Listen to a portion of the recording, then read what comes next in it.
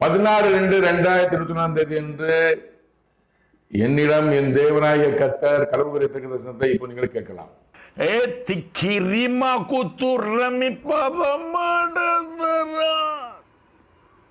தேசம் தேசத்தின் அதிபதியின் அதிகாரம் முடிவுக்கு வருகிறது. புதிய தேசத்தின் அதிபதியை நானே தெரிந்தெடுப்பேன். தேசம் இத்தேசத்தின் அதிபதியின் அதிகாரம் முடிவு கிடைக்கிறது. புரிஞ்சுக்கோங்க. தமிழ்நாடு முதலமைச்சர் எடப்பாடி பழனிசாமி அதிகாரம் முடிவு கிடைக்கிறது. சொன்னது 2021 2வது மாதம் முடிவு வரலாம். ஏப்ரல் மேல முடிவு கிடைக்கிறது. புதிய தேசத்தின் அதிபதி நானே தேர்ந்தெடுப்பேன். புதிய தமிழக முதலமைச்சரை கடவுளை தேர்ந்தெடுப்பேன்னு சொல்லியிருக்கிறாரு. அந்த முக ஸ்டாலின் சொன்னதுக்கு நிறைவேறுது.